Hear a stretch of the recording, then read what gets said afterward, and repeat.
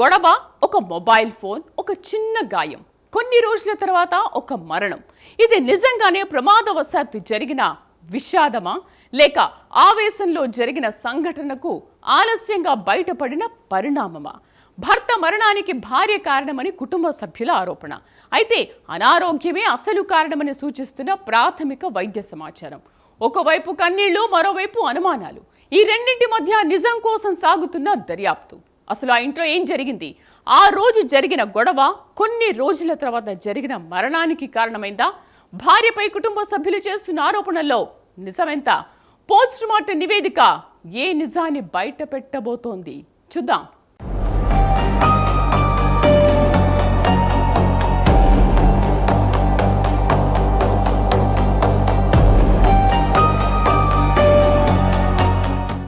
ఒడిశా భువనేశ్వర్లోని బాలంగీర్ జిల్లా ఊరిలో నివసించే సాధారణ కుటుంబం. కానీ ఆ ఇంట్లో కొంతకాలంగా విభేదాలు పెరుగుతున్నాయి. భర్త స్వప్నేశ్వర్ మిశ్రా, భార్య అనామిక సత్పతి మధ్య తరచూ తలెత్తినటువంటి వివాదాలు చివరకు ఒకరోజు తీవ్ర వాగ్వాదానికి దారితీశాయి. జూన్ 21న జరిగిన ఆ గొడవలో ఆవేశానికి లోనైన భార్య చేతిలో ఉన్న మొబైల్ ఫోన్ను భర్తపైకి విసిరింది. ఆ ఫోన్ తలకు తగలడంతో గాయమయ్యి చికిత్స చేయించుకుని కుట్లు కూడా వేయించుకున్నాడు భర్త. అయితే ఆ సమయంలో రాజీ కుదరడంతో విషయం అక్కడితో ముగిసిపోయింది. రోజులు గడిచాయి. జీవితం మామూలుగా దారిలోకి వచ్చింది అని అనుకునేలోపే మరో మలుపు తిరిగింది. జూలై 9న స్వప్నేశ్వర్కు ఒక్కసారిగా తీవ్రమైన కడుపు నొప్పి, వాంతులు ప్రారంభమయ్యాయి. కుటుంబ సభ్యులు వెంటనే ఆసుపత్రికి తరలించారు. పరిస్థితి విషమించడంతో మరో ఆసుపత్రికి తీసుకువెళ్లారు. వైద్యులు చికిత్స అందించారు.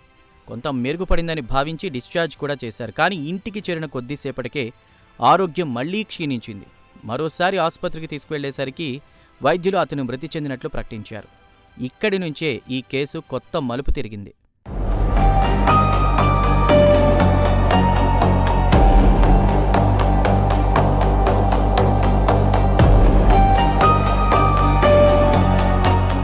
కొడుకు మరణంతో తండ్రి చేసిన ఆరోపణలు కేసును మరింత క్లిష్టంగా మార్చాయి. కొన్ని వారాల క్రితం తలకు తగిలిన గాయమే చివరకు తన కుమారుడి ప్రాణాలు తీసిందని ఆయన ఆరోపించారు. భార్య విసిరిన మొబైల్ ఫోన్ వల్ల వచ్చిన గాయాన్ని చిన్న విషయంగా తీసుకున్నామని, అదే ఇప్పుడు విషాదానికి కారణమైందని కుటుంబం వాదిస్తోంది.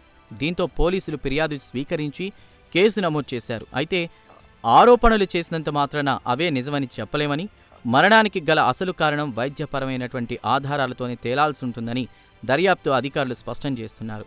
ఈ కేసులో మరో భావోద్వేగ కోణం కూడా ఉంది. గొడవ జరిగిన తర్వాత కుమార్తెను తల్లి, కుటుంబ సభ్యులు తమ వద్దకు తీసుకెళ్లినట్లు మృతుడి తండ్రి ఆరోపిస్తున్నారు. ఆసుపత్రిలో చికిత్స పొందుతున్న సమయంలో తన కుమారుడు చివరిసారిగా కూతుర్ని చూడాలని పదే పదే కోరాడని, కానీ ఆ అవకాశం కూడా దక్కలేదని ఆయన కన్నీటి పర్యంతమవుతున్నారు. నిజంగా ఏం జరిగింది? ఎందుకు చిన్నారిని తండ్రికి దూరంగా ఉంచాల్సొచ్చింది? ఈ ఆరోపణల్లో ఎంతవరకు వాస్తవం ఉంది అనే ప్రశ్నలకు కూడా దర్యాప్తులోనే సమాధానం దొరకాల్సింది.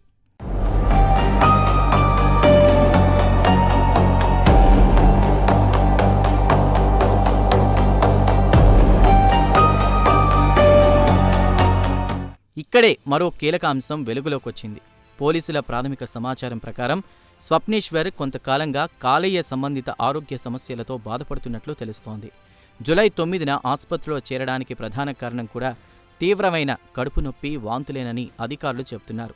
దీంతో మరణానికి కారణం పాత గాయమా, లేక ఇప్పటికే ఉన్న అనారోగ్యమా అనే సందేహం మరింత బలపడింది. ఈ రెండు కోణాలపై పోలీసులు సమాంతరంగా విచారణ కొనసాగిస్తున్నారు. చట్టపరంగా కూడా ఈ కేసు సున్నితమైందే. ఒక వ్యక్తి మరణానికి కొన్ని రోజుల ముందు జరిగిన గాయం కారణమా, లేక వేరే వైద్య కారణాలున్నాయా అన్నది కేవలం అనుమానాలతో తేల్చలేం. వైద్యుల అభిప్రాయం, పోస్టుమార్టం నివేదిక, గాయం స్వభావం, చికిత్స వివరాలు, ఆరోగ్య చరిత్ర ఇవన్నీ కలిపే అసలు చిత్రాన్ని బయటపెడతాయి. అందుకే దర్యాప్తు సంస్థలు కూడా తొందరపడి ఎలాంటి నిర్ణయానికి రావడం లేదు.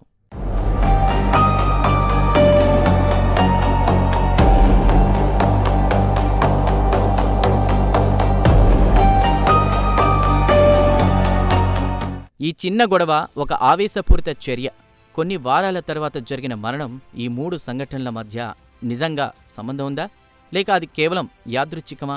ప్రస్తుతం ఈ కేసులో అదే అత్యంత కీలక ప్రశ్నగా మారింది. కుటుంబ సభ్యులు న్యాయం కోరుతున్నారు. మరోవైపు వాస్తవాలు వైద్యపరమైన ఆధారాలతోనే బయటకు రావాల్సింది. అందుకే ఈ కేసులో ప్రతి ఆధారం ఇప్పుడు ఎంతో కీలకంగా మారింది. ప్రస్తుతం పోలీసులు ఈ ఘటనను అనుమానాస్పద మృతి కోణంలో దర్యాప్తు చేస్తున్నారు. పోస్టుమార్టం నివేదికతో పాటు వైద్య రికార్డులు, గతంలో జరిగిన గొడవకు సంబంధించిన వివరాలు, ఇరు కుటుంబాల వాంగ్మూలాలు, అందుబాటులో ఉన్న ఇతర ఆధారాలను పరిశీలించిన తరువాతే తదుపరి చర్యలు తీసుకోనున్నారు. చివరికి ఈ కేసులో ఆరోపణలు నిజమవుతాయా, లేక మరణానికి పూర్తిగా వేరే కారణం వెలుగులోకొస్తుందా అన్నది దర్యాప్తు పూర్తయ్యాకే స్పష్టత రానుంది. అప్పటి వరకు ఆరోపణలు ఆరోపణలుగానే, నిజాలు నిజాలుగానే చూడాల్సిన అవసరం ఉంది.